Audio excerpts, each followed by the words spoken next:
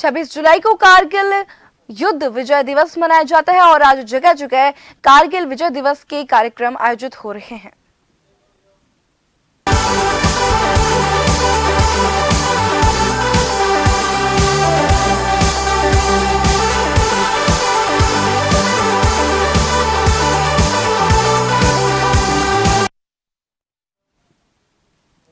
Kargil national 26 जुलाई कारगिल युद्ध की ये कहानी बताता है। ये वॉर मेमोरियल द्रास में बना कारगिल युद्ध स्मारक शहीदों को समर्पित है। यहाँ पाकिस्तानी सेना के बंकर भी रखे हैं जिनका इस्तेमाल युद्ध में पाकिस्तानी सैनिकों के लिए को छिपकर हमला करने के लिए किया गया था।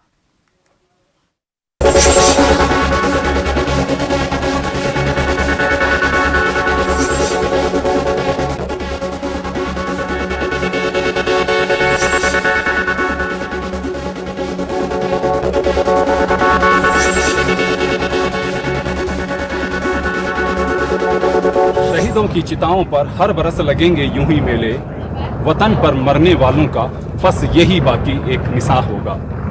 ये हम विजय पथ पर यानी कि वार मेमोरियल द्रास में है। दरअसल भारत में इंसानी आबादी वाले सबसे ठंडे इलाके द्रास में बने कारगिल युद्ध स्मारक पर जाना किसी के लिए भी जीवन का शानदार अनुभव हो सकता है। 3 मई 1999 को एक चरवाहे ने घुसपैठ की सूचना दी थी और 26 जुलाई 1999 को कारगिल युद्ध समाप्त हुआ था। युद्ध में वीरगति को प्राप्त 500 से ज्यादा भारतीय सैनिकों को समर्पित इस स्मारक में फहराता भारत का राष्ट्रध्वज तिरंगा दूर से ही आकर्षित करता है। वहीं ऑपरेशन विजय की स्मृति में बनी इस यादगार को देखने रोजाना 1000 से 1500 विजिटर्स आते हैं। कश्मीर और लेह जाने वाले एडवेंचर बाइकर्स के लिए तो ये पसंदीदा स्टॉप ओवर पॉइंट बन चुका है।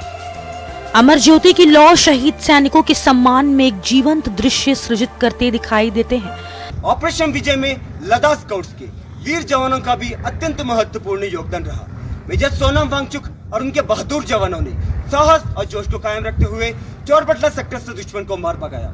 ऐसे डिफिकल्ट टेरेन और गर्म मौसम में उनके अदम्य साहस और वीरता के लिए मेजर सोनम वांगचुक को महावीर चक्र से सम्मानित किया गया। तुर्तुक सब सेक्टर में कारगिल युद्ध की सबसे ऊंची चोटियों पर लड़ाई लड़ी गई। इस सेक्टर में 0.5590, 0.5770 और 0.5220 जैसे फीचर्स पर दुश्मन ने घुसपैठ कर ली। 9 महार, 13 गुमू और 10 राजपूत बटालियन ने वीरता और पराक्रम का नया दिल लिखते हुए दुश्मन को मार भगाया। तुर्तुक सब सेक्टर को 11 राजपूत राइफल्स के कैप्टन हनीफुद्दीन के नाम से आज सब सेक्टर हनीफ कहते हैं। इस पूरे कारगिल युद्ध में भारतीय सेना के कुल 559 जवान वीर गति को प्राप्त हुए और 1536 जवान घायल हुए। ये वॉर मेमोरियल उन वीरों का स्मारक है जिन्होंने अपना आज हमारे कल के लिए कुर्बान कर दिया। इन शहीदों की शहादत को कोई भी शब्द बयान नहीं कर सकता।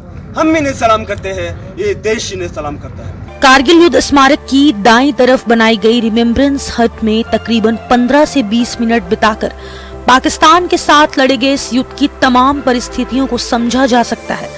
द्रास और इसके आसपास के पर्वतीय क्षेत्र के यहाँ रखे गए मॉडल इसमें बहुत मदद करते हैं। स्मारक का यही स्थान ऐसा है जहां फोटोग्राफी या वीडियोग्राफी की इजाजत नहीं दी जाती।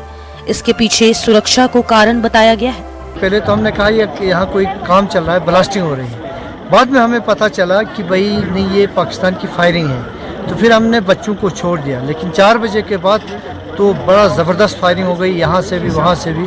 फिर लोग तितर बितर होकर चले गए होलियाल मुश्कू में, जो इस एरिया के थे वो सब होलियाल मुश्कू में चले। फिर 2-3 दिन के बाद इतनी ज़बरदस्त हो गई तो गवर्नमेंट जो एडमिनिस्ट्रेशन थी, सिविल एडमिनिस्ट्रेशन, इन्होंने लोगों को लिफ्ट कर दिया और जो जवान थे वो आर्मी के साथ जो सामान लेने के लिए चले गए। कारगिल युद्ध को जीतने में उन बोफोर्स तोपों की अहम भूमिका रही जिनकी खरीद को लेकर 1980 के दशक में भारत में जबरदस्त राजनीतिक तूफान उठा और सत्तारूढ़ कांग्रेस को चुनाव में हार का सामना करना पड़ा।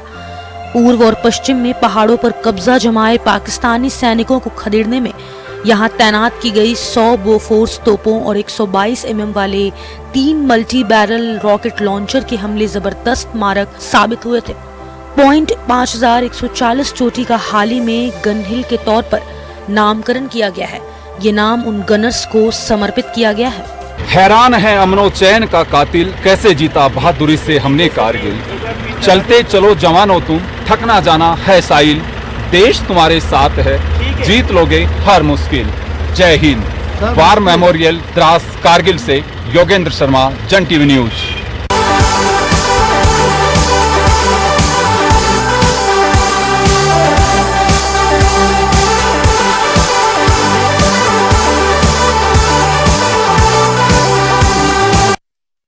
और इसी के साथ एक बार फिर से नजर